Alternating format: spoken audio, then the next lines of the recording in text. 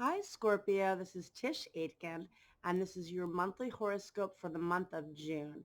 We are currently in eclipse season, and it's a very intense time. I have attempted to do this video several times because there's so much mutable energy, and your mind can go in many different directions. And we are now in eclipse season, and there's very heavy Mars energy.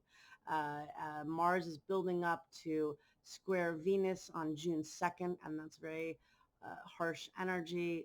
Venus is currently out of bounds in Gemini, and she's retrograde, and she's not playing by the rules. She's all over the place and squaring Mars, and this is very strong energy. And Venus is retrograde in your eighth house of resources.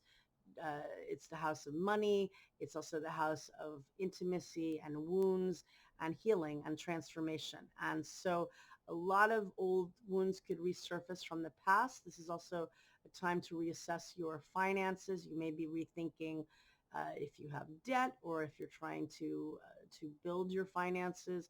That is definitely a time. Venus rules money anyway. It represents love and finances, but retrograding in this sector of your chart. The sun in Gemini is transiting in this area of your chart as well. Venus only retrogrades in the sector of your chart once every 8 years. So it is a good time for a review period in that way. And then the nodes of fate have just changed signs. They entered the Gemini Sagittarius axis, and the north node of fate is now in Gemini, and it will be until January 4th of 2022. And it's transiting in your house of transformation and healing and of joint resources and debt. So again, that's an area that you are meant to be going towards and growing, and that could help you to empower yourself because it is a house of transformation. It is the Scorpio house in astrology, and that's a lot of emphasis there for you. And then we have Mercury is out of bounds until June 9th. And then but Mercury is going to retrograde. It's in Cancer. It's transiting in your house of belief systems and faith and higher learning and promotion. And then Mercury is going to station retrograde on June 18th at 14 degrees of Cancer, and it'll station direct on July 12th at 5 degrees of Cancer, and it will exit Cancer on August 4th.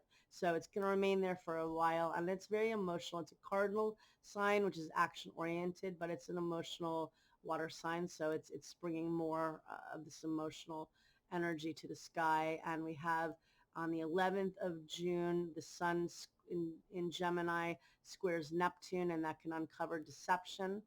That could also be very creative energy and very empathetic, but realistically, it's very sensitive energy. And 2 days later, on the 13th, Mars meets up with Neptune in the sky, and that's very low energy. So just recognizing that.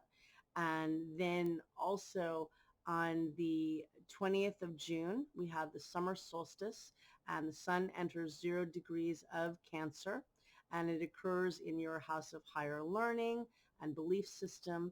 And again, that is where you want to review. The sun stops for 3 days of, it's a time of reflection of what you want the season to be. Often people do rituals to honor the solstice, but what's interesting is that occurs at 5:44 p.m. Eastern time on the 20th, and then early in the morning on Eastern time, Eastern Daylight Time, on June 21st, we have a total solar eclipse in Cancer that occurs at 2:41 a.m. Eastern Daylight Time. And that's a huge deal. That's at the world axis. We feel that. Everybody feels that. People in power. Big news stories will inevitably occur, but each and every one of us feels it, whether or not we have planets impacted. And it's a time, even though it's very crazy energy and very frenzied energy, it's definitely a time of setting intentions. And I would definitely do a ritual of some sort to honor that, because you've got that weekend is very powerful. And at the end of the month on June 30th, we have a Jupiter-Pluto conjunction, and the two meet up 15 years. They met up on April 4th, and they opened the portals of consciousness. They're very good for healing. When the two meet up together, it's very good for business and success and good for finances too. But it's also very transformative and healing. And Pluto is the ruler of your sign, and it occurs in your house of thinking and ideas and the house that rules the mind.